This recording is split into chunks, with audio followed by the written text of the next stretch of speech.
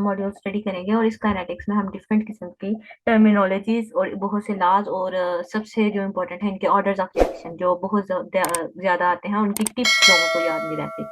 बल्कि orders of reaction में लोग इस वजह से भी कंफ्यूज हो जाते हैं स्टूडेंट्स के, पता नहीं इसमें कौन सी चीज और किस तरह से मैनेज करनी है या किस तरह से हम लोग को यूनिट याद करने पड़ेंगे, तो थोड़ा सा वहां पे कंफ्यूजन का मसला होता है। बट इट्स ओके, हम लोग अगर नहीं याद रहता सारी थ्योरी तो हम लोग उसकी टिप्स याद कर लेंगे, ताकि ट्रिक्स जो इस तरह से लगाई जाए कि वो उसका एक सिमिलर या बहुत नियरेस्ट आंसर जो है ना वो आप लोगों के जहन में आ जाएगा, और वही आंसर आंसर होता है। ठीक है, मेन आंसर वही होता है। तो सबसे पहले केमिकल काइनेटिक्स जो है वो ब्रांच है केमिस्ट्री की, जिसमें हम लोग बेसिकली स्टडी करते हैं रेट ऑफ रिएक्शन। सबसे जो मेन चीज है काइनेटिक्स में, हम लोग रेट ऑफ रिएक्शन को स्टडी किया जाता है कि कोई भी चीज जो आपस में रिएक्ट कर रही है, वो रिएक्शन के बाद जो प्रोडक्ट बना रही है वो किस स्पीड के साथ रिएक्टेंट जो है आपस में रिएक्ट करके प्रोडक्ट बना रहे हैं, इसे कहते हैं रेट ऑफ रिएक्शन। कि कितना टाइम लेके और कितनी स्पीड के साथ वो रिएक्ट कर रही है, रिएक्टेंट जो चीज रिएक्ट कर रही होती है और प्रोडक्ट्स में कन्वर्ट हो रहे होते हैं और वो प्रोडक्ट बना रहे हैं। तो ये जो चीजें हैं ये सारी की सारी आप लोग करते हो काइनेटिक्स में study, rate of reaction. Number दो, रेट ऑफ रिएक्शन के ऊपर कौन कौन सी चीजें अफेक्ट होती हैं। मतलब मिसाल के तौर पर मैं कहती हूँ कि मेरी कंसंट्रेशन चले, मैं रिएक्टेंट की बढ़ा देती हूँ, प्रोडक्ट की बढ़ा देती हूँ, तो कहता है कि रेट ऑफ रिएक्शन पर कंसंट्रेशन, टेम्परेचर, लाइट और प्रेशर या किसी भी चीज का क्या इफेक्ट होता है वो भी हम लोग केमिकल काइनेटिक्स में स्टडी करते हैं। तो इस ब्रांच का जो मेन जो इसका पर्पस है वो है rate of reaction, rate affecting जो फैक्टर्स हैं वो जो अफेक्ट करते हैं रेट ऑफ रिएक्शन को वो, और लास्ट और लीस्ट वन जो है वो है कि मैकेनिज्म ऑफ रिएक्शन, कि आपका जो रिएक्शन है किस मैकेनिज्म को फॉलो करके आपके प्रोडक्ट बना रहा है। मोस्टली ये काम जो है मोस्टली ऑर्गेनिक में होता है कि मैकेनिज्म थोड़े डिफरेंट हो जाते हैं, या आप लोग प्रोटॉन ट्रांसफर या किसी तरीके कार से वो तीन चार तरीकेकार होते हैं, फ्री रेडिकल कोई भी मैकेनिज्म फॉलो कर सकता है, लेकिन ये मैकेनिज्म ऑफ रिएक्शन भी हम लोग इसी केमिकल काइनेटिक्स में ये पढ़ लेते हैं कि किस मैकेनिज्म के जरिए वो फॉलो करता हुआ वो उस प्रोडक्ट के तक पहुंचेगा। ठीक है, तो यहाँ पे एक आइडिया, रफ आइडिया, या इसको कह सकते हैं कि इस ब्रांच में एक रफ आइडिया जो मैकेनिज्म और इसके साथ रेट ऑफ रिएक्शन और factor affecting the rate of reaction को स्टडी किया जाता है। जो मोस्टली फैक्टर इन्वॉल्व होते हैं वो है टेम्परेचर, प्रेशर एंड कंसंट्रेशन, वो सारे आपको पता है। Mostly two types of reaction होते हैं, एक होता है होमोजेनियस रिएक्शन और एक होता है हेट्रोजीनियस रिएक्शन। मे भी मैंने आगे नहीं दिया हो, चलो मैं यहीं पे बता देती हूँ। होमोजेनियस रिएक्शन में आप लोग कहते हो कि ऐसे रिएक्शन जिसमें रिएक्टेंट्स की कंसंट्रेशन अगर कैटलिस्ट के साथ, अगर कैटलिस्ट हो नहीं है तो कोई मसला नहीं, तो कहता है रिएक्टेंट अगर एक सेम फेज में हो तो उनको होमोजेनियस रिएक्शन भी कहा जाता है। जो और हेट्रोजीनियस होता है जिसमें डिफरेंट फेज में होते हैं। मैं इसकी अगर एग्जांपल दूं तो जो इलेक्ट्रोकेमिस्ट्री हम लोगों ने पढ़ी थी, इलेक्ट्रोकेमिस्ट्री में हम लोग क्या कहते हैं कि इलेक्ट्रोड को लिक्विड के अंदर डिप किया जाता है। तो आप बेसिकली क्या कर रहे हो, सॉलिड का इंटरेक्ट करवा रहे हो किसी लिक्विड के साथ।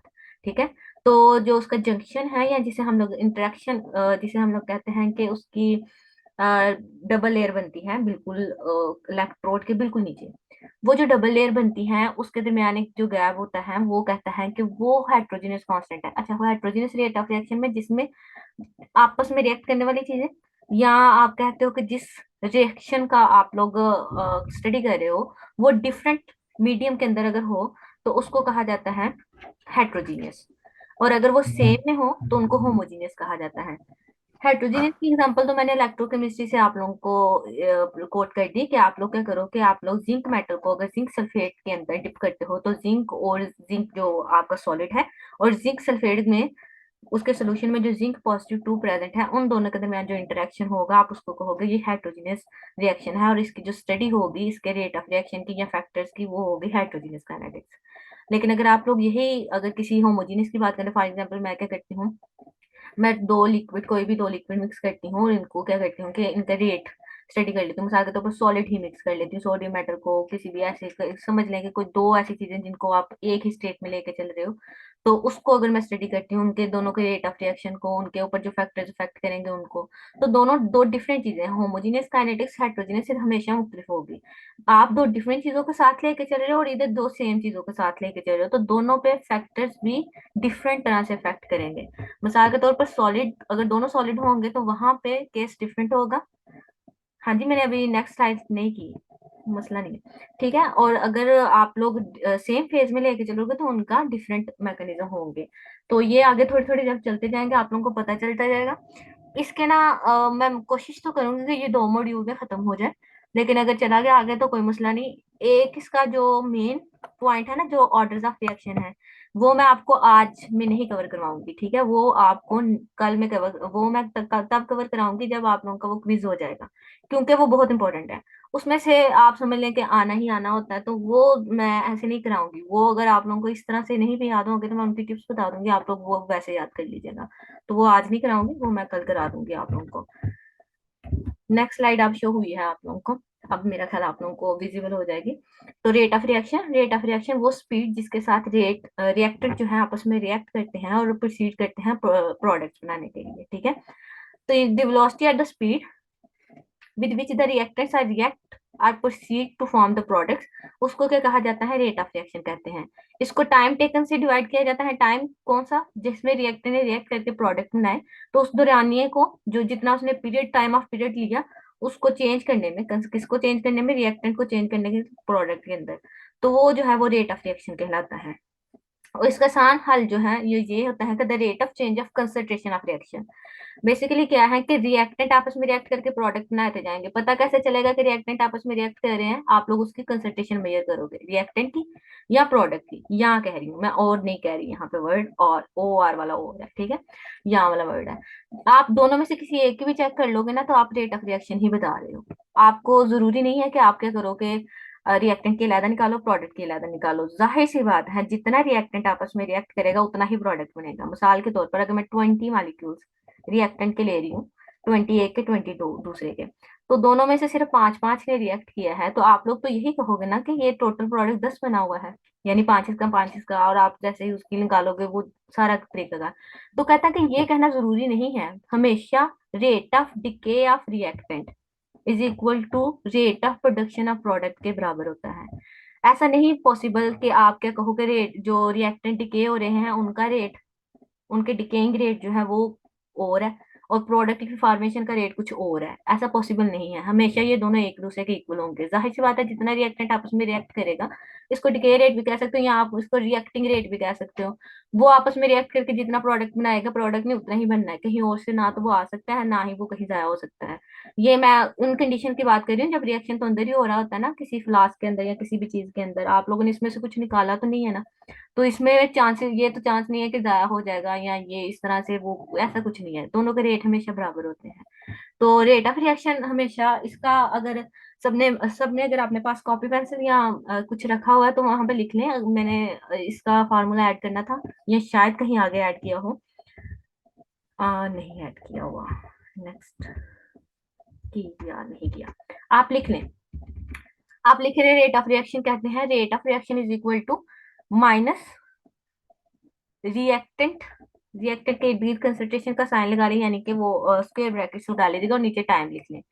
और इज इक्वल टू एक और काम लिख लें, अगर ये रिएक्टेंट के टर्मिनोलॉजी में लिखना है तो रिएक्टेंट, वरना इसको is equal to positive product की कंसंट्रेशन डिवाइड बाय टाइम।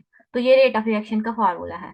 कोई इसमें कोई चेंज नहीं। Rate of change of decay of concentration of any reactant और the formation of any product is called as the rate of reaction. अच्छा, ये है कि मैंने ना ये हाथ से लिखने की कोशिश की है, लेकिन अगर मुझे वो पेन मिल जाता, मैं ढूंढ रही हूँ, अगर मिल गया तो मैं आप लोगों को ना समझ आ गई है। चलिए ठीक है, इसको इसके आगे ही लिख लें। ये माइनस का साइन है ना, यहाँ पे सिर्फ प्रोडक्ट आएगा और ये पॉजिटिव का साइन हो जाएगा, ठीक है? वजह क्या है यहाँ पे नेगेटिव साइन का? वजह ये है कि रिएक्टेंट हमेशा डिके करते हैं, मतलब वो कम होते हैं, उनकी कंसंट्रेशन डिक्रीज करती है, जबकि जो प्रोडक्ट की कंसंट्रेशन है वो हमेशा इंक्रीज करेगी जब भी कोई रिएक्शन होगा। तो माइनस और नेगेटिव और पॉजिटिव साइन से आप लोगों ने कंफ्यूज नहीं होना। ये ले मुझे मिल गई है, मैं आपको ठीक है कुछ इस तरह से। अब आप लोग ये लिख लें आगे। मैम जूम वाला व्हाइट बोर्ड यूज कर लिया करें, ठीक? वो पता है क्या है, मैं जब वहां पे जाती हूँ ना, मैंने असल में सिर्फ और सिर्फ प्रेजेंटेशन शेयर की होती है, इसलिए वो मैं नहीं यूज कर सकती, वो इसलिए मैं नहीं कर पाती यूज। चले कोई नहीं, नेक्स्ट पे चलते हैं इसका। अच्छा जी, ये रेट ऑफ रिएक्शन में तो किसी को कोई भी मसला नहीं है, हम आगे चलते हैं। आगे है रेट लॉ। रेट लॉ क्या है? ये बेसिकली रेट लॉ है कि आप लोगों के पास एक रिएक्शन आ गया, ये रिएक्शन आपके पास लिखा हुआ है। इस रिएक्शन को कहता है कि आप लोगों ने किसी ऐसी फॉर्म में लिखना है कि आपको रेट लॉ में आप बेसिकली करते क्या हो, रिएक्शन रेट को ना उसकी कंसंट्रेशन ऑफ रिएक्टेंट के साथ क्या करते हो, को उनको इंटरेक्ट करवाते हो basically. This law that predict the dependence of concentration the rate of reaction. ये जो रेट ऑफ रिएक्शन है, रेट ऑफ रिएक्शन जो हम लोग पीछे से लिखते हैं, जिस तरह से भी लिखना है, डी एक्स, डी रिएक्टेंट या डी प्रोडक्ट, जो भी उनकी अगर प्रोडक्ट की फॉर्म में पूछा हुआ है या रिएक्टेंट की फॉर्म में पूछा है, वो आपके ऊपर डिपेंड करता है। ये रेट ऑफ रिएक्शन है। Rate of reaction is directly proportional to the concentration of the reactant. और रिएक्टेंट के कंसंट्रेशन के ऊपर क्या लिखा हुआ है, एक्स एंड वाई, जो कि बेसिकली इनका जो सम है, एक्स एंड वाई का सम जो होता है वो ऑर्डर ऑफ रिएक्शन होता है। ये जो एक्स एंड वाई है ये कोफिशिएंट्स नहीं है, इनको कभी भी कोफिशिएंट्स नहीं कहते। कहते हैं हाँ, ये हो सकता है कि सम केसेस में इन दोनों का जो सम है वो बिल्कुल इन्हीं दोनों के सम के इक्वल हो, ठीक है, इनके कोफिशिएंट्स के सम के इक्वल हो, बट ऐसा पॉसिबल नहीं है। कहता है कि हमेशा ये केस नहीं होता। रेट ला, जो ऑर्डर ऑफ रिएक्शन है, वो हमेशा एक्सपेरिमेंटल क्वांटिटी है, आप लोग उसको इस तरह इक्वेशन से कभी भी प्रिडिक्ट नहीं कर सकते, इट्स नॉट पॉसिबल। ठीक है, ये भी कई दफा क्वेश्चन पूछ लेते हैं कि जो है रेट, जो आप ऑर्डर ऑफ रिएक्शन है इज अ डैश क्वांटिटी, तो क्वांटिटी जो है वो कौन सी क्वांटिटी है, ये जो फिल इन द ब्लैंक में आंसर आएगा वो ये कौन सा आंसर आएगा कि ये एक एक्सपेरिमेंटल क्वांटिटी है। ये कभी भी आप लोग रेट ला या किसी भी दूसरे तरीके से थ्योरेटिकल इक्वेशन से आप लोग इसे प्रेडिक्ट नहीं कर सकते। ठीक है, मैं भी करके देख लेती हूँ, अगर ये हो जाता दरम्यान में यूज तो मैं आप लोगों को दरम्यान में यूज करवा देती हूँ। मैंने एक दफा कोशिश की, लेकिन चले ठीक है, मैं एक दफा फिर कर लेती हूँ कोशिश। फिलहाल ये पढ़ लेते हैं। रेट ला क्या है, मैंने कहा रेट ला में आप रेट ऑफ रिएक्शन को कंसंट्रेशन के साथ इंटरेक्शन, या आप लोग कह सकते हो कि इनकी डिपेंडेंस बताते हो कि क्या कंसंट्रेशन ऑफ जो रिएक्टेंट है वो किस तरह डिपेंड करता है रेट ऑफ रिएक्शन पे। तो यहाँ पे बेसिकली रेट ला को लिखा इस तरह से जाता है, rate law, rate of reaction is equal to, ये जो है ये है रेट कांस्टेंट। रेट कांस्टेंट क्या है, प्रोपोर्शनल के साइन को खत्म करके यहाँ पे बेसिकली प्रोपोर्शनल होता है। Rate of reaction is directly proportional to the concentration of reactant and their coefficient, ये कोएफिशिएंट्स नहीं है, ये इनका सम जो है ये हमेशा ऑर्डर ऑफ रिएक्शन होता है। और ये जब प्रोपोर्शनल का साइन खत्म करते हैं तो प्रोपोर्शनलिटी कांस्टेंट लगाया जाता है, जिसे रेट कांस्टेंट भी कहा जाता है। ये क्या डिस्क्राइब करता है, rate like description of the how changes in the amount of a substance affect the rate of a chemical reaction, कि किस तरह अगर कंसंट्रेशन ऑफ रिएक्टेंट या किसी भी सब्सटेंस की पूरे रिएक्शन में उसके अगर अमाउंट को या कंसंट्रेशन को चेंज किया जाए तो पूरे रेट ऑफ रिएक्शन पर क्या फर्क पड़ेगा। आपको ये भी बताया जाता है रेट लॉ के अंदर कि मिसाल के तौर पर ये रिएक्टेंट अगर चेंज कर दूं, इसकी कंसंट्रेशन बढ़ा दूं या कम कर दूं, तो इससे रेट ऑफ रिएक्शन पर क्या फर्क पड़ेगा।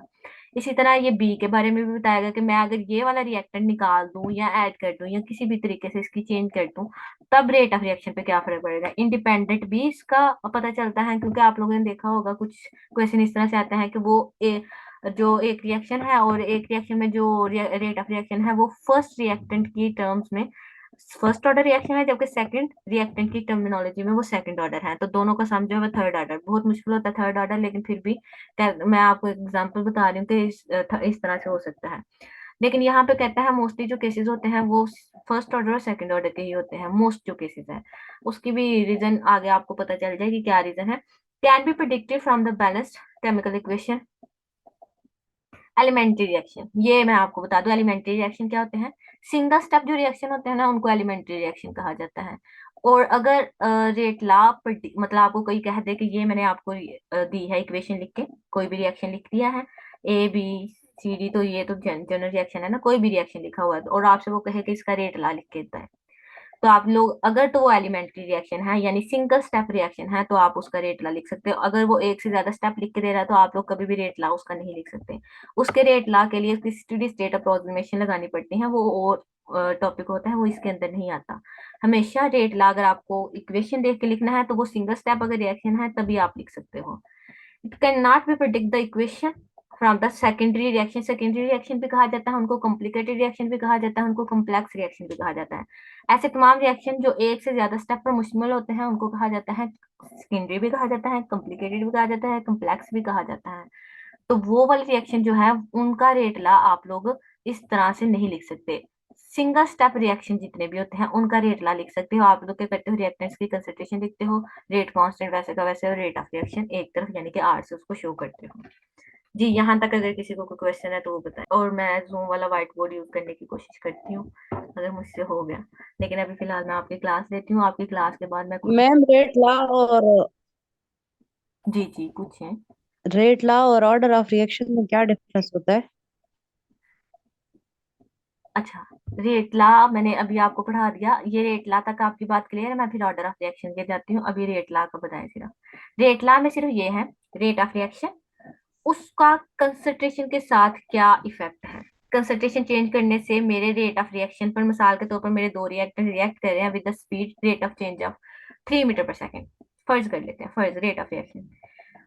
मैं कंसंट्रेशन, एक रिएक्टेंट है ए और बी, मैं रिएक्टेंट ए की कंसंट्रेशन चेंज करती हूँ, मैं फिर देखती हूँ मेरा रेट ऑफ रिएक्शन तो कम हो गया। अगर मैं बी की चेंज करती हूँ तो वो ज्यादा हो जाता है। ये जो रेट ला है, ये एक ऐसी इक्वेशन है जो सिर्फ ये बताती है कि आप अगर कंसंट्रेशन चेंज कर रहे हो किसी भी रिएक्टेंट की, तब आपके रेट ऑफ रिएक्शन पर क्या फर्क पड़ेगा, उसकी स्पीड पर क्या फर्क पड़ेगा। ये रेट ला है। ऑर्डर ऑफ रिएक्शन अभी बात आगे करते हैं। यहाँ तक बताइए, यहाँ पर कोई कंफ्यूजन नहीं है, तो फिर आगे चलते हैं। जी, अक्सा ने कहा क्लियर, ठीक है, वेरी गुड। आगे चलते हैं फिर। ये रेट कांस्टेंट, पहले रेट कांस्टेंट की बात होगी और उसके बाद मैं आप लोगों को फिर वो आपकी ऑर्डर ऑफ रिएक्शन और मॉलिक्यूलरिटी के दरमियान फर्क बताऊंगी। तो ये है रेट कांस्टेंट। ये अगर पीछे वाली इक्वेशन देखें, ये जो आपको चीज नजर आ रही है ना, के जो प्रोपोर्शनलिटी को खत्म करके आप लोगों ने यहाँ पे पहले बेसिकली प्रोपोर्शनल होता है, प्रोपोर्शनल का साइन होता है, उस प्रोपोर्शनल के साइन को खत्म करके इक्वल कांस्टेंट लगाया जाता है, जिसे प्रोपोर्शनलिटी कांस्टेंट या रेट कांस्टेंट भी कहा जाता है। इस के की डेफिनेशन आगे लिखी हुई है। के की डेफिनेशन क्या है, आप लोगों ने पढ़ी हुई है फर्स्ट ईयर में, सेकंड ईयर में, और बैचलर में भी आप लोगों ने बहुत से सेमेस्टर्स में पढ़ी होगी जिसने काइनेटिक्स का कोर्स लिया होगा। ये बेसिकली कहता है, ये प्रोपोर्शनलिटी कांस्टेंट है जो के रिलेशनशिप एग्जिस्ट करता है या एक्सप्रेस करता है between the rate of a chemical reaction and the concentration of the reactant.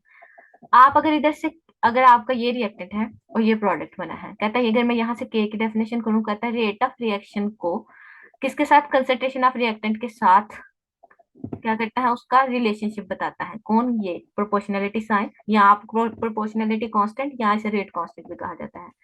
और इसकी मेन डेफिनेशन ये है कि अगर आप इसकी वैल्यू यूनिटी ले लो, कंसंट्रेशन ऑफ रिएक्टेंट की यूनिटी वैल्यू ले लो, तो जो भी रेट ऑफ रिएक्शन होगा वो या रेट कांस्टेंट के बराबर होता है। रेट कांस्टेंट की डेफिनेशन जो मोस्टली किताबों में लिखी होती है, वो यही लिखी होती हैं कि अगर आप किसी भी रिएक्टेंट की कंसंट्रेशन यूनिटी ले लो, सारे रिएक्शन में, पूरे रिएक्शन में जितने भी रिएक्टेंट इस्तेमाल हो रहे हैं, आप उनकी कंसंट्रेशन यूनिटी ले लो, तो rate of reaction he rate constant है। क्यों, आप इसको 1 कर दो, 1 कर दोगे तो रेट ऑफ रिएक्शन वही होगा ना, 1 से डिवाइड होगा तो उस पर कोई फर्क नहीं पड़ेगा, तो जो रेट ऑफ रिएक्शन होगा वही क्या होगा, रेट कांस्टेंट होगा। तो रेट कांस्टेंट की डेफिनेशन वो भी लिखी होती है और ये वाली डेफिनेशन भी है। ये मेन डेफिनेशन है, थोड़ी हायर लेवल की है, वो बहुत बेसिक डेफिनेशन है कि आप उसको यूनिटी ले लो तो वही रेट कांस्टेंट है। ये जो डेफिनेशन है यहाँ पे ये लिखा हुआ है कि ये बेसिकली जो रेट कांस्टेंट है वो हमें क्या बताता है, रिलेशनशिप बताता है between the rate of reaction and the concentration of that reactant. तो दोनों में जो पीछे रेट ला था, रेट ला ही की इक्वेशन को ही रेट कांस्टेंट, मतलब उन्हीं उसी की टर्मिनोलॉजी में इस्तेमाल की जाए तो रेट ला के ही एक्सटेंडेड फॉर्म, जिसको रेट कांस्टेंट, जिसको प्रोपोर्शनल साइन खत्म करके कांस्टेंट लगाया जाता है, उसे रेट कांस्टेंट कहा जाता है, जो कि इन दोनों के दरमियान रिलेशनशिप बताता है कि इस रेट के इंक्रीज होने से, इसके इंक्रीज होने से कंसंट्रेशन के इस रेट पे क्या फर्क पड़ता है, इंक्रीज होता है या डिक्रीज होता है। तो दोनों की रेशियो में, रेशियो कितनी आती है, 1 आती है, 1 से ज्यादा आती है, फ्रैक्शन में आती है, या उससे उससे भी चेंज आती है। ठीक है, तो यहाँ तक बात क्लियर है। ये बेसिकली पीछे वाले की ही टर्मिनोलॉजी थी। इसके बाद, हाँ, ये ऑर्डर ऑफ रिएक्शन इसके बाद वाली स्लाइड है। ठीक है, दो जो rate of reaction mostly terminology इस्तेमाल की जाती है इसमें, वो है इंस्टेंटेनियस रेट ऑफ रिएक्शन और एक है एवरेज रेट ऑफ रिएक्शन। तो instantaneous rate of reaction basically क्या है कि आपने रिएक्शन बॉक्स लिया या आपको रिएक्शन फ्लास्क ली, उसके अंदर रिएक्टेंट ए और बी डाल दिए, और रिएक्टेंट ए और बी डालने के बाद आपने एक सर्टेन टाइम पीरियड, वो रिएक्शन होना शुरू हो गया, ठीक है, रिएक्शन हो गया, शुरू हो गया और प्रोडक्ट बनता जा रहा है, बनता जा रहा है, कहता है ड्यूरिंग एनी इंस्टेंट, ठीक है, किसी भी इंस्टेंट पर during a non period of time, जितना भी आपका टाइम गुजर गया है, आप लोगों ने स्टॉप वॉच से या जिससे भी मेजर किया हुआ है, तो किसी इंस्टेंट पे भी आप लोग रेट ऑफ रिएक्शन मेजर करोगे ना, उसको कहते हैं इंस्टेंटेनियस रेट ऑफ रिएक्शन। ठीक है, क्योंकि आपके पास नॉन पीरियड है। लेकिन इसके बरक्स अगर एवरेज की बात की जाए ना, तो एवरेज होता है कि आप डिफरेंट टाइम पर, या आप लोग ये कह सकते हो एक स्टार्टिंग पॉइंट पर 5 मिनट गुजरने के बाद, और जब आपको पता चल रहा हो कि आपका रिएक्शन कंप्लीट हो गया, तो रिएक्शन कंप्लीट होने से तकरीबन उस दौरानी के दौरान जितना भी आप लोग करते हो उसका मेजर कर लेते हो रेट ऑफ रिएक्शन। तो वो कहता है कि ये जो ये जो रिएक्शन है ना, इसको एवरेज रेट ऑफ रिएक्शन भी कहा जाता है। इसको एक और टर्मिनोलॉजी के जरिए इस्तेमाल किया जाता है, नीचे जरा देखें। ये जो इंस्टेंटेनियस रेट ऑफ रिएक्शन है, ये कहता है कि किसी भी टाइम पीरियड पर आप during whole rate of reaction, किसी भी रिएक्शन, ये रिएक्शन हो रहा है, रिएक्टेंट की कंसंट्रेशन डिक्रीज हो रही है, फर्ज कर लें, ठीक है, ये रेट ऑफ रिएक्शन है टाइम के साथ। कहता है कि यहाँ पे क्या हो रहा है, इंस्टेंटेनियस रेट ऑफ रिएक्शन ये है कि आप ड्यूरिंग किस इस पूरे पीरियड के दौरान जब रिएक्शन हो रहा था, किसी भी पीरियड पर आप रेट ऑफ रिएक्शन फाइंड करोगे तो उसको कहेंगे इंस्टेंटेनियस रेट ऑफ रिएक्शन।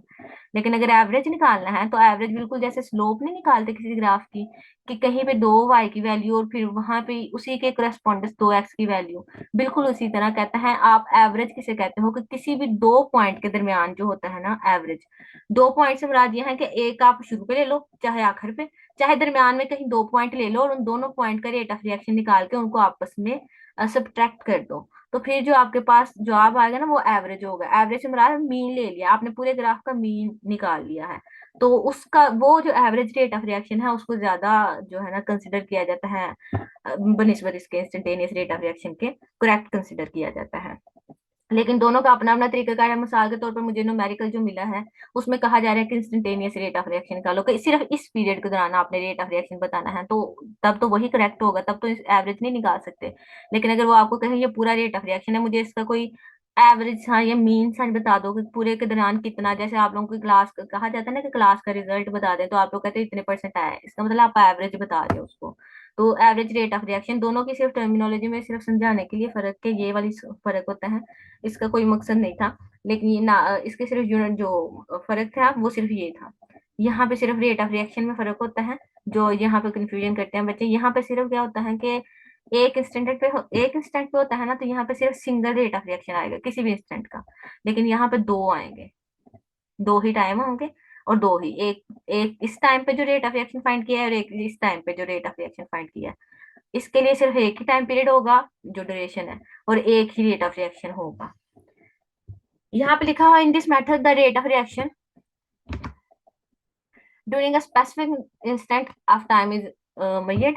तो ये यहाँ पे बात होगी, ये वाली मैंने आपको समझा दी। द रेट, ये एवरेज वाली में देखें, the reaction rate slow when reactant are used up for the reaction. Reaction rate are slow का मतलब ये है कि शुरू शुरू पे रिएक्टेंट आपस में रिएक्ट कर रहे होते हैं उनकी कंसंट्रेशन, लेकिन उनकी कंसंट्रेशन डिक्रीज हो रही होती है और प्रोडक्ट की कंसंट्रेशन इंक्रीज हो रही है। शुरू में ये रेट कम होता है, आहिस्ता आहिस्ता ये थोड़ा बढ़ता है, उसका डिके बहुत ज्यादा हो जाता है, लेकिन उसके बाद क्या होता है, दोनों पैरेलल हो जाते हैं।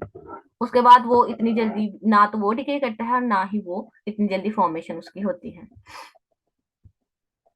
अब ये आया वो वाला क्वेश्चन जिसमें वो कह रहे थे कि ऑर्डर ऑफ रिएक्शन और उसमें क्या फर्क है। तो मॉलिक्यूलरिटी की बात करें तो मॉलिक्यूलरिटी क्या होती है कि किसी भी रिएक्शन, एलिमेंट्री रिएक्शन की बात करें, रिएक्शन कहता है किसी भी रिएक्शन के दौरान जितने number of molecules take part करते हैं उसको कहा जाता है उसकी मॉलिक्यूलरिटी। इसको ये अगर कहा जाए ना, ये सिंगल स्टेप स्टेप वाले रिएक्शन में भी मेजर की जा सकती है, ये कॉम्प्लिकेटेड या कम्प्लेक्स रिएक्शन में भी मेजर की जा सकती है, जिनके सेकेंडरी रिएक्शन भी कहा जाता है। आप इसको आसान लफ्जों में यूं याद कर लें कि जितने नंबर ऑफ मॉलिक्यूल आपस में रिएक्ट करके प्रोडक्ट बना रहे होंगे, ठीक है, उनको कहा जाता है, उसको मॉलिक्यूलरिटी कहा जाता है।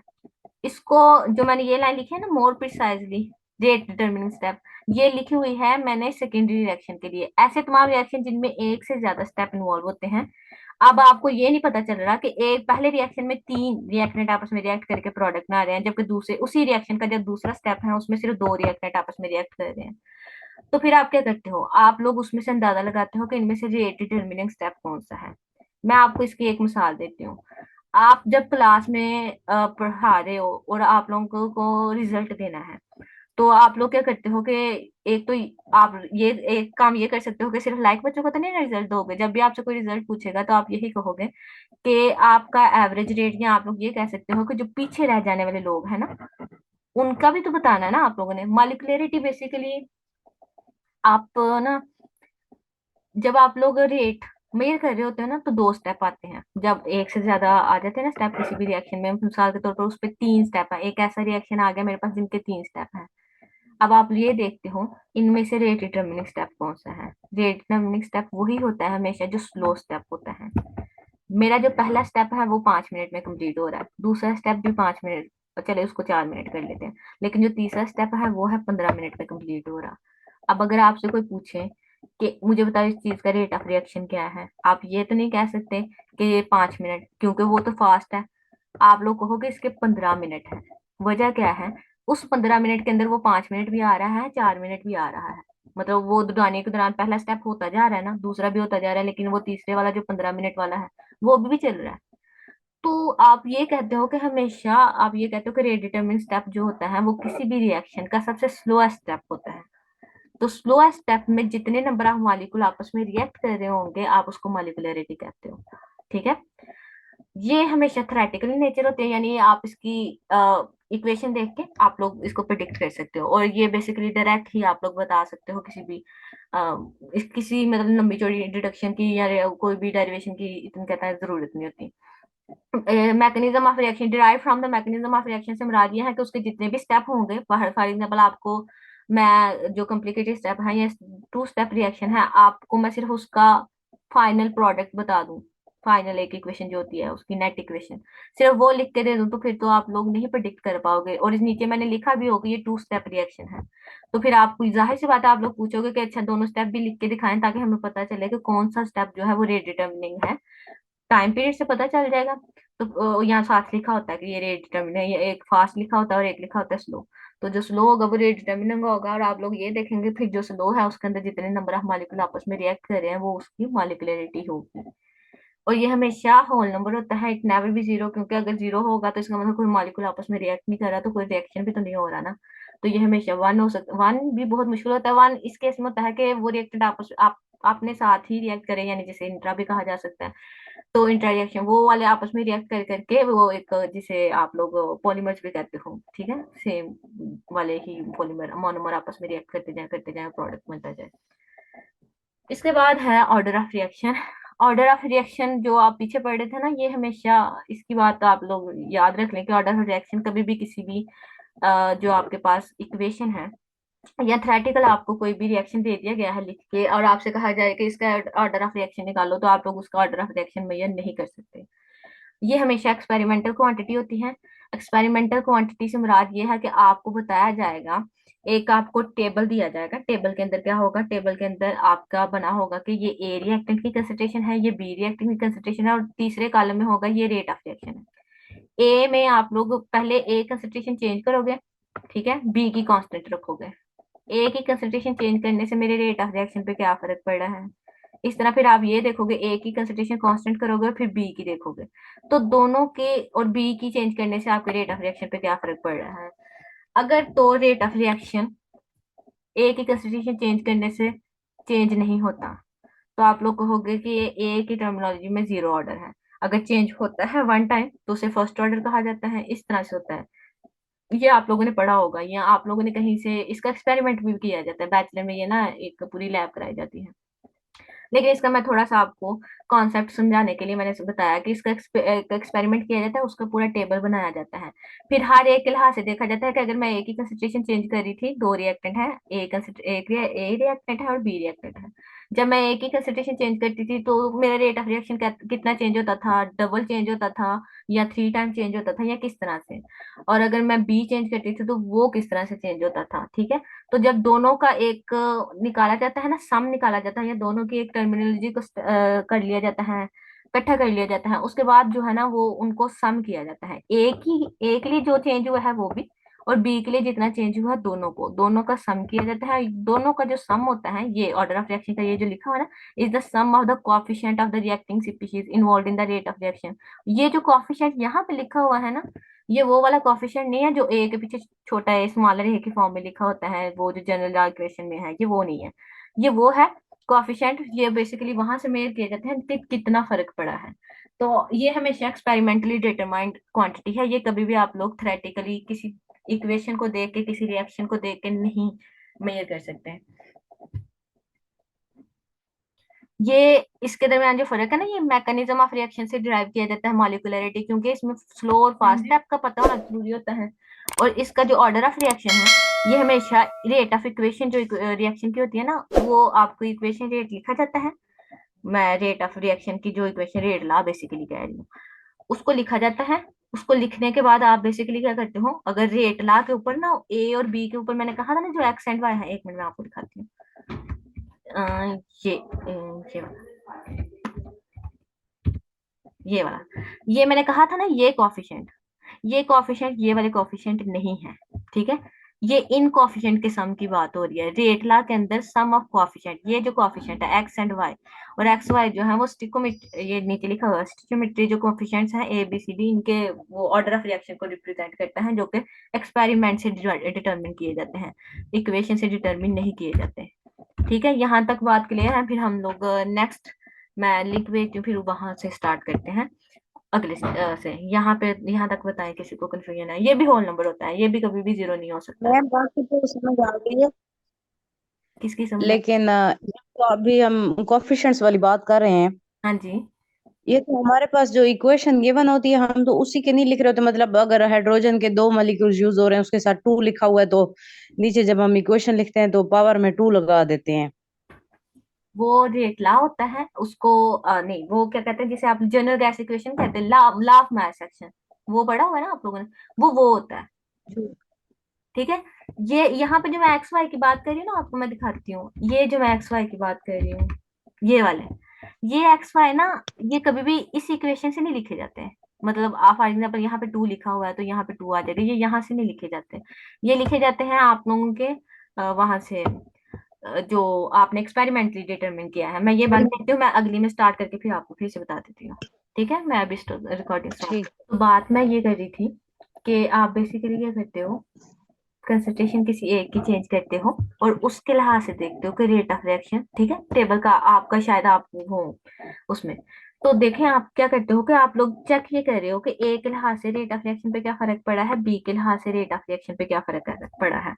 तो ये जो एक्स और वाई की वैल्यू है ना, ये आप क्या करते हो, rate of reaction divide by concentration of A, जितना भी वो चेंज हो रहा है, मतलब ठीक है, चेंज होने से जितना उसको फर्क पड़ रहा है। तो एक एक्स की स्पेसिफिक वैल्यू निकल आती है 1 2 3, इस तरह की फॉर्म में ना कोई वैल्यू निकल आती है।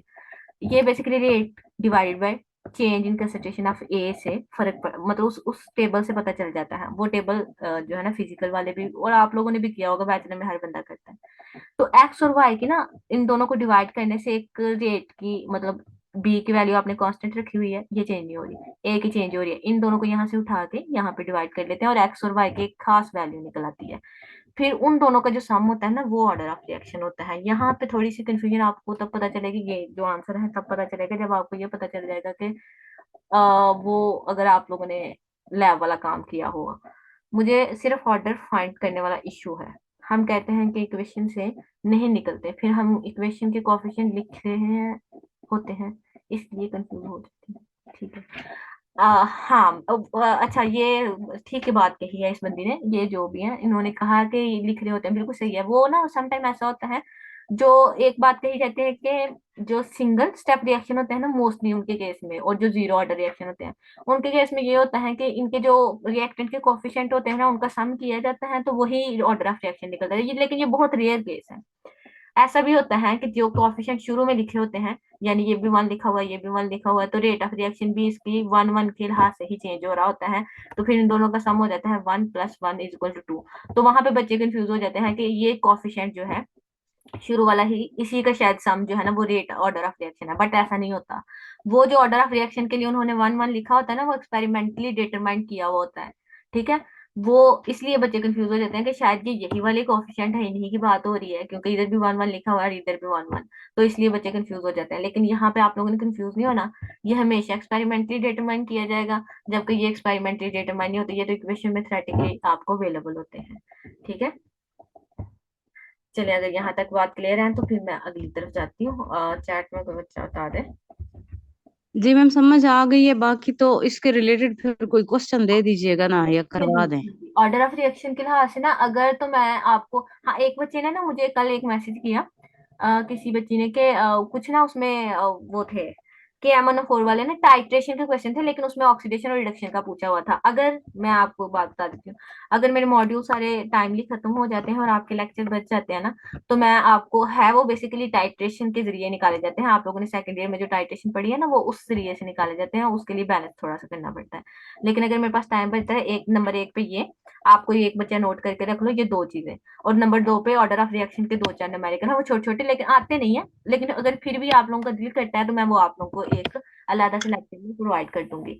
ठीक है, अगर नहीं तो मैं यूट्यूब अपना चैनल बनाती हूँ, उस पर मैं अपलोड करूंगी, फिर आप लोग वहां से देख लीजिएगा। मैं आप लोगों को थोड़ी देर तक अपने ना यूट्यूब चैनल से लिंक भेज दूंगी आप लोगों को इंशाल्लाह जल्दी। तो फिर आप लोग वहां से कर ले, लेकिन ये नोट करके रख ले मुझे ये बाद में आप लोगों ने रिमाइंड करवा देना, क्योंकि मुझे चीजें थोड़ी सी भूल जाती हैं कि मैंने क्या क्या करना है। ठीक है, वो एक बच्चा नोट कर ले कि ये दो चीजें हम लोगों को भी आपने करवानी है। ठीक है, ये याद नोट करके रख ले। आगे है क्लासिफिकेशन ऑफ रिएक्शन। तो क्लासिफिकेशन ऑफ रिएक्शन तीन तरह के होते हैं, मोस्टली दो तरह के होते हैं। ये जो है ना वो एक दोनों की टाइप है, मैं आपको बताती हूँ। सबसे पहले है अपोजिंग रिएक्शन, मैंने लिखा हुआ है। इनको रिवर्सिबल रिएक्शन भी कहा जाता है। सब बच्चों ने पढ़ा हुआ है। रिवर्सिबल रिएक्शन में क्या होता है, रिएक्टेंट मिलकर प्रोडक्ट बना रहे होते हैं, और at the same time product आपस में वो डिसोसिएट हो के रिएक्टेंट बना रहे होते हैं। दोनों आपस में रिवर्सिबल फॉर्म में चलते रहते हैं, तो दोनों रिवर्स होते हैं, यानी कि इनकी कंसंट्रेशन चेंज होती रहती है। इनके दो स्टेप होते हैं। एक फॉरवर्ड स्टेप होता है जिसमें रिएक्टेंट रिएक्ट करके प्रोडक्ट बना रहे होते हैं, और एक बैकवर्ड स्टेप होता है जिसमें प्रोडक्ट डिसोसिएट होकर रिएक्टेंट बना रहे होते हैं। दूसरा है कंजक्टिव रिवर्सिबल, आप लोगों ने सबने पढ़े हुए हैं, इसमें कोई मुझे बताने। एक इरिवर्सिबल होता है, वो हम लोग यहाँ पे नहीं स्टडी करेंगे अभी फिलहाल के लिए। जो मैंने रिएक्शन क्लासिफिकेशन लिखी है ना, अब आगे जितनी भी काइनेटिक्स चलेगी, वो इरिवर्सिबल का तो सीधा सीधा हिसाब है। आप रिएक्टेंट लिखोगे रेट ला में, ठीक है, वो उसी तरह से आपको उसकी कोई मतलब डिफरेंस नहीं आएगा। लेकिन इनमें डिफरेंस आता है कि कहीं ना कहीं आप लोगों को चीजें जो है ना समझनी पड़ जाती हैं। अपोजिंग हो गए रिवर्सिबल, सबको पता है। कंजक्टिव रिएक्शन क्या होता है, it consists of more than one step, also called as the complex, unlike the elementary reaction. Elementary single step reaction. Conjunctive में एक से ज्यादा स्टेप्स होते हैं। ठीक है, इसमें जो आप ये भी कह सकते हो कि एक से ज्यादा स्टेप्स इन्वॉल्व होते हैं। टू स्टेप भी हो सकता है, एक स्लो स्टेप, फास्ट स्टेप वाली जो बात मैंने कही है ये वो वाले हैं, कंजक्टिव होते हैं ये, इनको कंजक्टिव रिएक्शन कहा जाता है।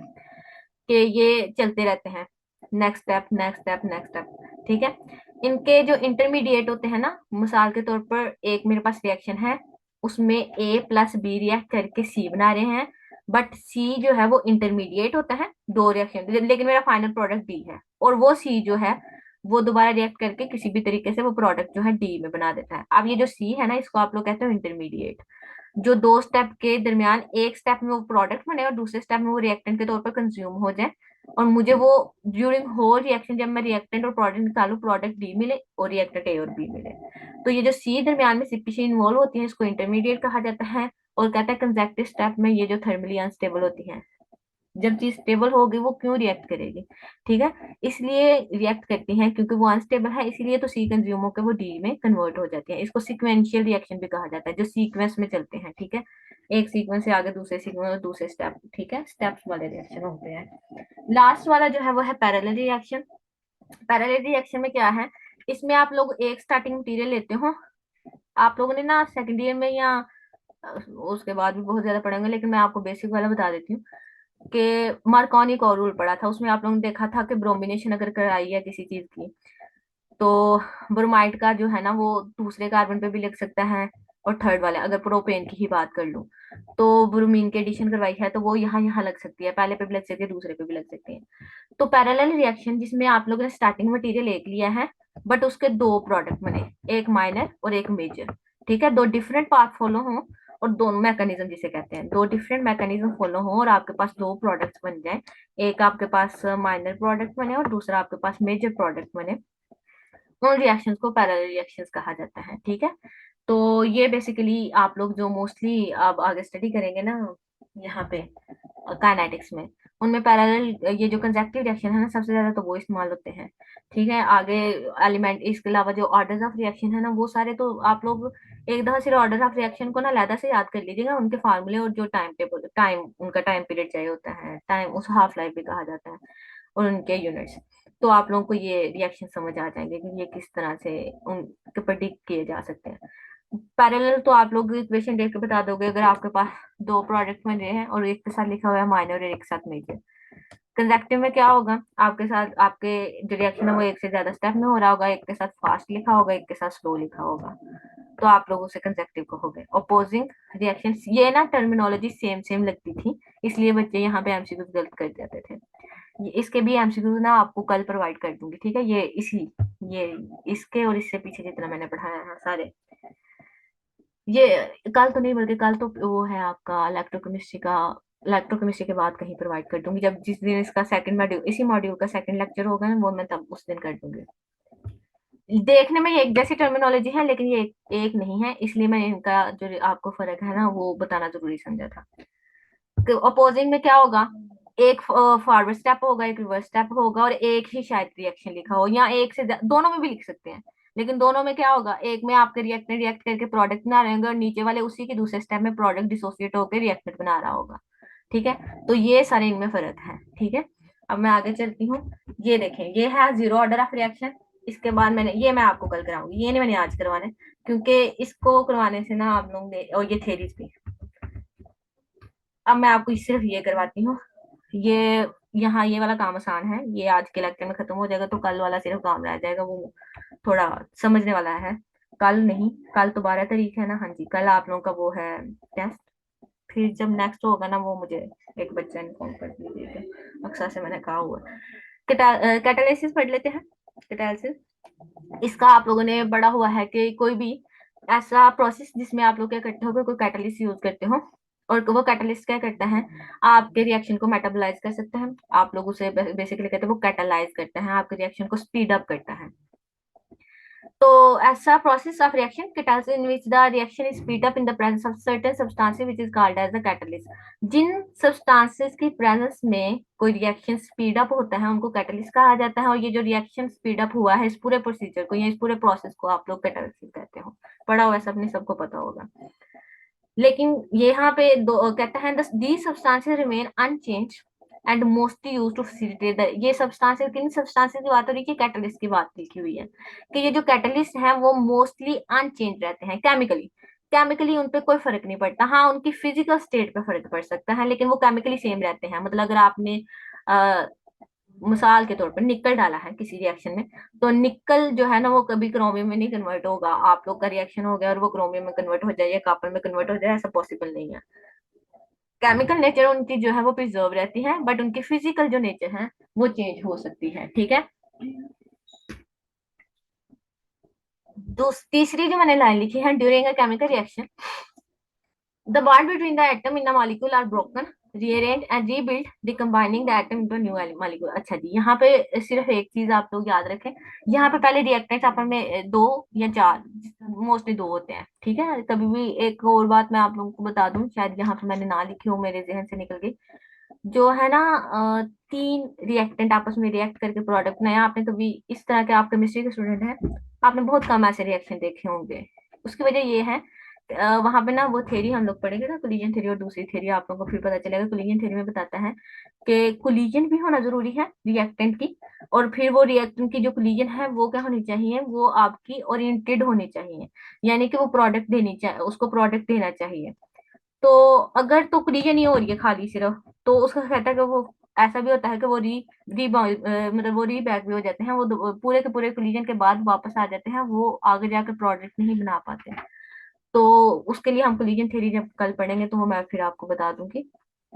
तो ये कहता है कि यहाँ पर सबसे पहले तो क्या होता है, बॉन्ड ब्रेक होते हैं, किसमें, एटम और मॉलिक्यूल जो भी आपने लिए हुए हैं रिएक्टेंट के एटम, आपस में, रिएक्टेंट एक एटम, आपने दो एटम लिए, उसका आपस में से बॉन्ड ब्रेक होगा। एक रिएक्टेंट आपने बी और बी जुड़ा हुआ है, उसके भी रिएक्टेंट आपस में बॉन्ड ब्रेक होगा, फिर न्यू बॉन्ड फॉर्मेशन होगी, ए की बी के साथ और ए की बी के साथ। ठीक है, सबसे पहले रिएक्टेंट के आपस में बॉन्ड ब्रेक होते हैं, डिफरेंट रिएक्टेंट के आपस में बॉन्ड फॉर्म होते हैं, एक रिएक्टेंट के अंदर वाले रिएक्टेंट के बॉन्ड टूटेंगे, उस रिएक्टेंट के दूसरे रिएक्टेंट के साथ बॉन्ड रीबिल्ट होंगे या रीअरेंज होंगे या रिफॉर्म होंगे, जिस तरह से भी आप लोग इसको कह सकते हैं, वो बनाएंगे। और उसके बाद यहाँ पे एक एक्टिवेशन एनर्जी का मैंने लिखा हुआ है, ये भी मैं आपको बता देती हूँ।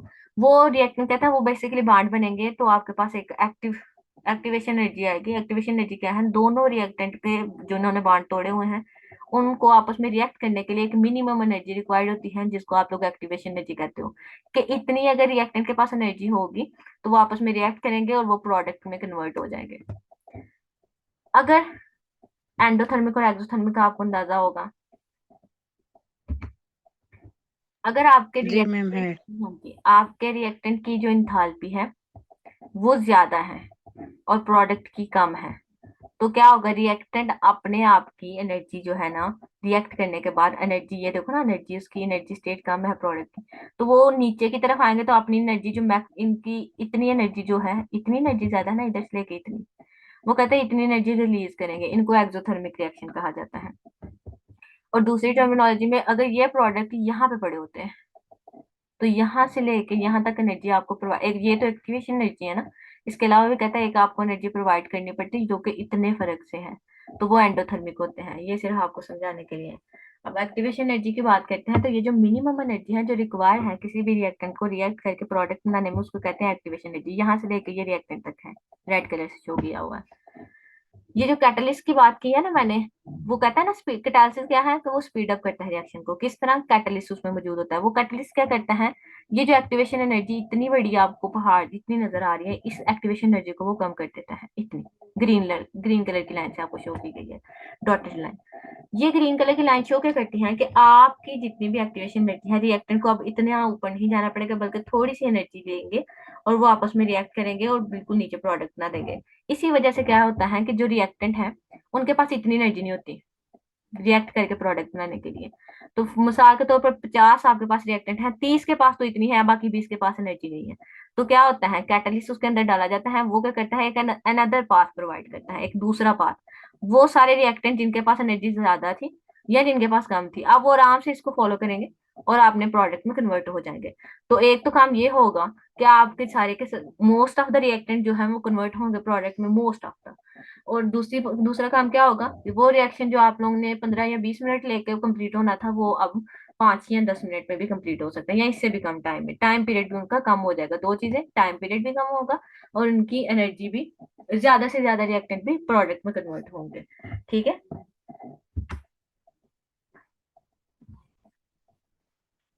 आगे है क्लासिफिकेशन ऑफ कैटालिसिस। ये बिल्कुल उसी तरह से है जिस तरह मैंने आपको काइनेटिक्स पढ़ाई थी पीछे। होमोजेनियस कैटालिसिस है और एक हेटेरोजेनियस है। मुझे पता है ये सारे बच्चों को पता होगी क्योंकि ये सारी बुक्स में अवेलेबल होती है, आराम से मिल जाती है।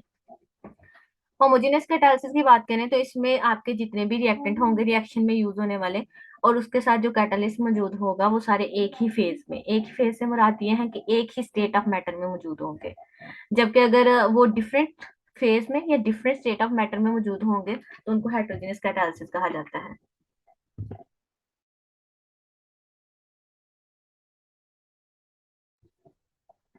एक मिनट मुझे जरा दीजिएगा। अच्छा जी, आगे देखें। सेकंड स्टेप, सेकंड मैंने लिखा हुआ है, the active site of the homogeneous catalyst are well defined and good selectivity. ये ना, ये फर्क है सिर्फ, ये सिर्फ इन दोनों के दरमियान मैंने डिफरेंस लिखा हुआ है ताकि आप लोगों को पता चल जाए। ये देखा लिखा हुआ है कि are well defined and have good selectivity. Selectivity, ये ऑप्शन कुछ इस तरह से था कि the selectivity of the catalyst are well defined, homogeneous catalysis, heterogeneous. मुझे अब सही टर्मिनोलॉजी तो नहीं याद, लेकिन इसी तरह से था कि सिलेक्टिविटी किसमें ज्यादा होती है। एक था सिलेक्टिविटी और एक और ऑप्शन था इसी होमोजेनियस और हेटेरोजेनियस में। तो सिलेक्टिविटी होमोजेनियस में डेफिनेटली ज्यादा होगी। वजह क्या है कि दोनों एक ही फेज में अवेलेबल है, कैटलिस्ट भी और उसके ऊपर रिएक्टेंट भी, सारे एक फेज में एक जैसे हैं। यानी गैस है, अगर दोनों रिएक्टेंट भी और आपका कैटलिस्ट भी गैस है, तो दोनों दोनों इन तीनों के दरमियान इंटरेक्शन के चांसेस ज्यादा है, इसलिए इनकी सिलेक्टिविटी अच्छी होती है। जबकि इसके केस में देखा जाए हेटेरोजेनियस, तो अगर एक सॉलिड है और दूसरा लिक्विड है, या एक लिक्विड है और दूसरा गैस है, किसी भी में फेज तो डिफरेंट ही है ना, और एक अगर सॉलिड है और दूसरा गैस है, तो क्या होगा, सिलेक्टिविटी थोड़ी कम हो जाती है। उन दोनों के दरमियान इंटरेक्शन के चांसेस इसकी निस्बत, होमोजेनियस की निस्बत कम हो जाते हैं। आगे है thermal stability of the homogeneous catalysis is poor. अच्छा, थर्मल स्टेबिलिटी क्या होती है, इसमें जो प्रोडक्ट बनता है वो वो बहुत स्टेबल, इसको कह सकते हैं आपको, इनकी रिसाइकलिंग बहुत मुश्किल होती है। कि आप लोग जब रिएक्टेंट से प्रोडक्ट बना लेते हो ना, क्योंकि वो सेम फेज में होते हैं ना, कैटालिस्ट कैटालिस्ट भी और वो भी, तो कहता है एक दफा जब प्रोडक्ट बन जाता है ना, तो इसकी जो वापसी है वो मुश्किल हो जाती है। आप इसको, ये जो आपका कैटलिस्ट है ना, इसकी ना थर्मोस्टेबिलिटी जो है ना वो पुअर होती है, मतलब कि एक जैसे फेज में जब कैटलिस्ट मौजूद होता है ना, वो कैटलिस्ट जब प्रोडक्ट की फॉर्मेशन करवा देता है ना, तो वो स्टेबल नहीं रह पाता, वो डिसोसिएट हो जाता है, या उसकी फिजिकल नेचर या कुछ भी उसकी ना चेंज हो, वो डेफिनेटली चेंज हो जाता है। जितने भी रिएक्शन स्टडी हुए हैं जिनमें होमोजेनियस कैटालिसिस होती है, उसमें क्या होता है कि वो catalyst after homogeneous catalyst, after product formation, उसकी जो है ना फिजिकल स्टेट ऑफ मैटर वो भी चेंज हो जाती है। अगर पाउडर फॉर्म में था तो वो किसी भी तरीके से वो चेंज हो जाता है, उसकी थर्मोस्टेबिलिटी कम हो जाती है सेम फेज की वजह से। ये ज्यादातर एक्सपेरिमेंटल बेस पर किया गया है। तो इसलिए क्या होता है कि अब आप लोगों का जो प्रोडक्ट है, अगर आपने उसको रिसाइकिल करना है, या आप लोग कह सकते हो कि आपने अगर कैटलिस्ट अपना दोबारा रीजनरेट करना है, वो उसकी डिफिकल्ट हो जाता है। आप उस कैटलिस्ट को दोबारा, वैसे तो यही होता है ना कि कैटलिस्ट क्या है, at the end of the reaction वो दोबारा से रीजनरेट हो जाता है और आप लोग उसको दोबारा ऑब्टेन कर लेते हो। तो कहते हैं इसमें थोड़ी सी डिफिकल्ट होती है, कंपैरेटिवली हेटेरोजेनस हो जाता है लेकिन थोड़ा मुश्किल होता है, बहुत कम होता है, लेकिन इसके मुकाबले में इसकी थर्मल स्टेबिलिटी ज्यादा अच्छी होती है, बेहतर होती है, क्योंकि फेज ही डिफरेंट होता है। उसका आपस में जिस तरह इसमें डिसोल्यूशन हो सकती थी, आपस में रिएक्ट कर सकते थे, या आप ये कह सकते हो कि गैसेस में मिक्स हो गया, अगर दोनों लिक्विड हैं तो लिक्विड में थोड़ी सी सॉल्युबलाइज हो गया। इसमें ये केस नहीं होता, अगर एक लिक्विड है दूसरा सॉलिड है तो इसमें इसको ऑब्टेन करने और इसको रिसाइकिल करने के हायर चांसेस होते हैं। अगला लिखा हुआ है homogeneous catalyst work better in low temperature condition. इसकी एक रीजन जो है वो ये है कि होमोजेनियस कैटालिसिस जो है सेम फेज में होते हैं, तो कहते हैं इनके ना चांसेस होते हैं कि ये बॉयल ऑफ कर जाते हैं, या क्या हो सकता है कि जब सॉलिड और सॉलिड आपस में रिएक्ट कर रहे होते हैं, लिक्विड या लिक्विड आपस में हो रहे होते हैं, या गैसेस का, तो इनके इंटरेक्शन चांसेस जो है ना हाई टेम्परेचर पर सेम मॉलिक्यूल होने की वजह से इनकी कोलिजन बहुत ज्यादा तेज हो जाती है। तो कोलिजन के ज्यादा चांसेस को रोकने के लिए इसकी जो ये जो काम करता है ना होमोजेनियस कैटालिसिस, ये लो टेम्परेचर पे बेटर काम करता है। जबकि हेटेरोजेनियस कैटालिसिस जो है ना, यहाँ पे हेटेरोजेनियस आना है, ठीक है, ये मैं आप लोगों को सही कर दूंगी, ये हाई टेम्परेचर पे बेस्ट बेटर काम करते हैं। दोनों में मैंने होमोजेनियस लिख दिया, नीचे वाले पॉइंट में भी मैंने ऐसा किया है, इधर हेटेरोजेनियस ही है। ठीक है, ये मैं आप लोगों को चेंज करके दे दूंगी। इसके पूरे मेरा ख्याल मैंने सब में हम होमोजेनियस लिख दिया, ये मैं हेटेरोजेनियस कर दूंगी। मैम इसकी आपने क्या रीजन बताई इसमें टेम्परेचर वाले की? टेम्परेचर वाले के ये कहा कि ये बॉयल ऑफ हो जाते हैं। समटाइम क्या होता है कि आप लोग जब सेम तरह की कर सकते हो ना, यूज कर रहे हो तो कैटलिस्ट और दोनों चीजें, तो वो क्या होता है कि वो आपस में रिएक्शन करने की वजह से उनकी जो कोलिजन होती है ना, कोलिजन चांसेस, कोलिजन थ्योरी जो पढ़ोगे, तो कोलिजन थ्योरी में क्या होता है कि जब रिएक्टेंट और कैटलिस्ट आपस में इंटरेक्ट करते हैं, बेसिकली जब उनको अनदर पाथ प्रोवाइड किया जाता है, ठीक है, वो एक्टिवेशन एनर्जी वाला, तो कहता है वो उनको जब कोलिजन हो रही होती है ना कैटलिस्ट की अपने रिएक्टेंट के साथ, तो अगर वो सेम फेज के होते हैं ना, तो उनकी जो कोलिजन फ्रीक्वेंसी है ना, कोलिजन फ्रीक्वेंसी जिसे कहा जाता है, वो बहुत ज्यादा हाई हो जाती है अगर वो सेम फेज में हो। डिफरेंट फेज में तो ये होता है ना, अगर मतलब एक में, वो उनकी जो काइनेटिक एनर्जी होती है वो ज्यादा होती है, हाँ कोलिजन ज्यादा हो जाती है। हाँ जी, बहुत कोलिजन होने की वजह से वो कहते हैं कि दोनों फेज भी एक जैसा होता है, तो वो बॉयल ऑफ करने का मतलब उनके अंदर डिफरेंट इंटरेक्शन की वजह से ना वो काम जो है ना खराब हो जाता है। लेकिन अगर हाइड्रोजनस हो तो एक सॉलिड होगा या लिक्विड होगा, तो वो एक नीचे बैठा रहेगा और दूसरी चीज उसके ऊपर इंटरेक्ट करके जाती रहेगी, उससे इतना फर्क नहीं पड़ता, उनकी कोलिजन पे इतना फर्क नहीं पड़ता, क्योंकि फॉर एग्जाम्पल अगर मैंने दोनों लिक्विड लिए हैं और आपका टेम्परेचर 100 से प्लस चला गया है, तो वहां पे क्या फर्क पड़ेगा, वहां पे दोनों चीजें बॉयल हो रही होंगी, लेकिन अगर एक सॉलिड और एक लिक्विड होगा तो सॉलिड वाली चीज नीचे बैठी रहेगी और लिक्विड वाली जो है ना ऊपर फ्लो करती रहेगी। तो ये थोड़ा सा इसके अंदर फर्क है।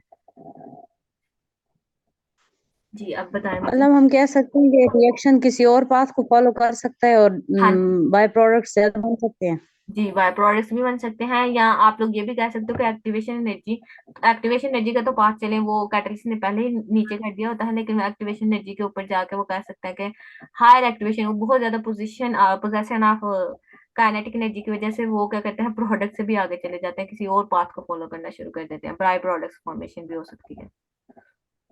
ठीक है जी, और किसी बच्चे का कोई क्वेश्चन हो? मैम, ये जो इसका है हेटेरोजीनियस का लास्ट पॉइंट है, हाँ जी, मैंने ये लिख दोनों लिया, तरफ। मैंने देख लिया वो, मैं आज सही करके भेज दूंगी, टेंशन ना ले। यहाँ पे जो है ना रिकवरी आसान होती है, ये ऊपर एक पॉइंट लिखा हुआ है, इसकी रिकवरी डिफिकल्ट है, ठीक है। इसकी रिकवरी आसान है। तो ये दोनों एक ही जैसे थे, इधर इसकी ठीक। एक्सपेंसिव और डिफिकल्ट होगी, और ये नहीं एक्सपेंसिव होगी। ये मैंने, मेरा ख्याल है एक ही पॉइंट दोनों तरफ लिख लिया है। जी। मेरा ख्याल है कि मैंने ना पुराना वर्जन इस प्रेजेंटेशन को खोल लिया, इसका न्यू वर्जन भी मैंने बनाया था। मे भी मेरे पास वो दूसरा सेव हो, चले मैं वो जब भेजूंगी मैं देख के भेजूंगी कौन सा वर्जन भेजना है। यहाँ पे भी ये भी आप लोगों ने दोनों टॉपिक पढ़े होंगे, एक है ऑटो कैटालाइसिस और दूसरी है नेगेटिव कैटालाइसिस। ऑटो कैटालाइसिस में क्या होता है कि समटाइम रिएक्टेंट आपस में रिएक्ट कर रहे होते हैं, कोई एक इंटरमीडिएट प्रोडक्ट बनता है, और वो प्रोडक्ट इटसेल्फ जो है वो कैटलिस्ट के तौर पर काम करना शुरू कर देता है।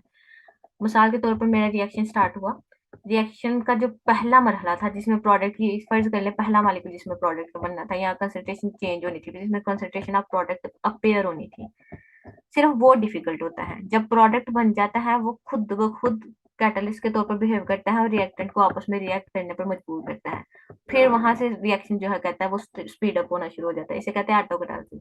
क्या आपका रिएक्शन हो रहा था, प्रोडक्ट बना, प्रोडक्ट इटसेल्फ जो है वो कैटलिस्ट के तौर पर रिएक्ट करना शुरू हो गया, एक्ट करना शुरू हो गया, एक्ट करना शुरू हो गया, जिसकी वजह से क्या हुआ, ऑटोकैटालिसिस हो गई, यानी रिएक्शन ने खुद ब खुद अपने अंदर ऐसी जो है चीज प्रोड्यूस कर ली, जिसके जिसकी वजह से रिएक्शन जो है स्पीड अप हो गया।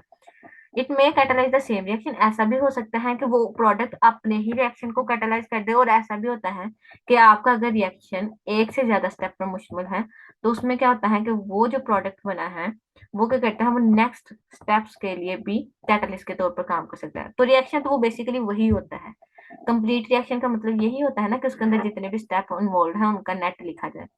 तो कहते हैं कि ऐसा भी होता है कि सिंगल स्टेप अगर हो, तो सिंगल स्टेप में तो यही होगा ना कि प्रोडक्ट अपने ही रिएक्टेंट के लिए ऑटो कैटलिस्ट के तौर पर यूज हो जाए। लेकिन अगर कहता है कम्प्लेक्स हो, तो कम्प्लेक्स में दो कंडीशन है कि ये प्रोडक्ट पहले स्टेप के लिए ही सिर्फ कैटलिस्ट हो सकता है, या ये प्रोडक्ट नीचे वाले स्टेप्स के लिए भी कैटलिस्ट हो सकता है।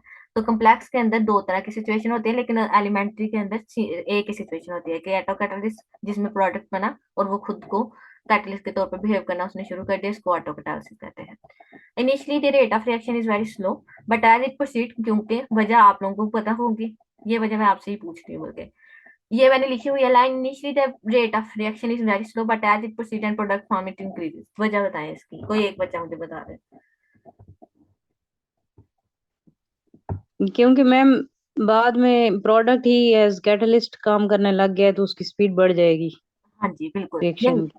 वही यही वजह है कि शुरू में सिर्फ प्रोडक्ट ही बनाना मुश्किल है, प्रोडक्ट ही कैटलिस्ट है, और पहले स्टेप में सिर्फ प्रोडक्ट ही बनाना है। पहले स्टेप में क्यों कह रही हूँ, मैं कह रही हूँ कि सिर्फ पहला प्रोडक्ट ही बनाना मुश्किल है, मतलब कि उसका पहला मॉलिक्यूल कह लें, या आप उसको कंसंट्रेशन, फर्स्ट कंसंट्रेशन उसे कह लें, सिर्फ वो बनानी मुश्किल है। जब वो बन जाएगा तो वो खुद ही कैटलिस्ट बन जाएगा, और फिर वो खुद ही रिएक्टेंट को मजबूर करेगा कि आप लोग प्रोडक्ट बनाओ। तो इसकी जो एग्जांपल है, ये इसलिए ये लाइन लिखी हुई है, इसको सेल्फ कैटलिस्ट भी कहा जाता है, ये सेल्फ कैटालिसिस भी कहा जाता है। जबकि नेगेटिव कैटालिसिस क्या होते हैं, कहते हैं इसमें रेट ऑफ रिएक्शन को रिटार्ड किया जाता है in the presence of some catalyst. ठीक है, ये सम टाइम आप लोग कोई भी रिएक्शन है, ये ज्यादातर ये काम तो किया ही तब जाता है जब आप लोगों ने किसी रिएक्शन को स्टॉप करवाना हो, तब आप उसके अंदर नेगेटिव कैटलिस्ट डाल देते हो, यानी कि वो उसकी एक्टिवेशन एनर्जी को बहुत हाई कर देता है कि वो रिएक्टेंट जो है वो आपस में रिएक्ट करके प्रोडक्ट बना ही नहीं पाते। तो मोस्टली ये रिएक्शन को स्टॉप करने के लिए भी इस्तेमाल किया जाता है। लेकिन समटाइम क्या होता है कि नेगेटिव कैटलिस्ट में क्या होता है कि जो आप प्रोडक्ट बना रहे हो वो पॉइजन होना शुरू हो जाते हैं, यानी उनका जो रेट ऑफ रिएक्शन है वो रिटार्ड, पीछे की तरफ जाना, मतलब आगे जाने की बजाय स्पीड अप होने की बजाय कम होना शुरू हो जाता है। ये सम टाइम अगर आप लोगों की मर्जी के मुताबिक करें तो वो तो आप लोग अपनी मर्जी से इसको स्टॉप करवाने के लिए कर रहे हो, लेकिन ये ज्यादातर होता है इस वजह से है कि आपकी इम्प्योरिटी आ जाती है किसी रिएक्शन में, और उस इम्प्योरिटी की प्रेजेंस की वजह से आपका जो प्रोडक्ट है या जो कैटलिस्ट है, जो भी उसने काम करना था वो गलत काम करता है। गलत काम से मुराद ये है कि वो उसके रिटार्ड करना शुरू कर देता है, और प्रोडक्ट की फॉर्मेशन जो है वो पॉइजन होना शुरू हो जाती है। ठीक है, ये रेट ऑफ रिएक्शन को डिक्रीज करना शुरू कर देता है। समटाइम तो इम्प्योरिटी की वजह से होता है, और समटाइम क्या होता है कि आपकी इम्प्योरिटी आपके प्रोडक्ट के साथ इंटरेक्ट करके उसको नेगेटिव कैटलिस्ट में भी चेंज करती है। एक तरीका नीचे जो लिखा हुआ ना आप भी ये नीचे लिखा हुआ tetraethyl lead is added in petrol to save petrol from knocking. ये आप लोगों ने पढ़ा होगा। नॉकिंग के लिए नॉकिंग क्या था कि एक शार्प मेटालिक साउंड थी, जो कि आप लोग जैसे ही इंजन ऑन करते हो तो वो आपका जो मिक्सचर ऑफ एयर है और वो पेट्रोल है वो पहले ही बर्न हो जाता है, जिसकी वजह से एक मेटालिक साउंड प्रोड्यूस होती है इंजन फायर करने से पहले। तो वो कहता है कि यहाँ पे उसके लिए क्या किया जाता है, पेट्रोल के अंदर टेट्राथाइलाइड डाला जाता है। टेट्राथाइलाइड का काम क्या होता है कि वो उसकी नॉकिंग से उसको प्रिवेंट करता है। तो यहाँ पे आप लोगों ने उसको खुद कैटलिस्ट एक डाला है, और उस कैटलिस्ट ने नॉकिंग को ही, उसके बर्निंग को ही स्टॉप करने की कोशिश की है, यानी कि उसके नॉकिंग को रिड्यूस करने की कोशिश की है।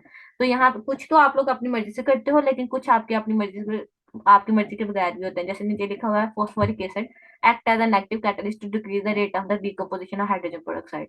अगर आप हाइड्रोजन पेरोक्साइड की डिकम्पोजिशन करा रहे थे और उसमें कहीं से फास्फोरिक एसिड का कोई एक ड्रॉप या दो ड्रॉप कोई एज इम्प्योरिटी मौजूद है, तो आपने जो भी कैटलिस्ट डाला होगा या नहीं भी डाला होगा, तो ये क्या करेंगे, हाइड्रोजन पेरोक्साइड जो बन रहा होगा उसकी डिकम्पोजिशन हो रही होगी, वो टूट टूट के हाइड्रोजन या ऑक्सीजन या किसी में भी कन्वर्ट हो रहा है।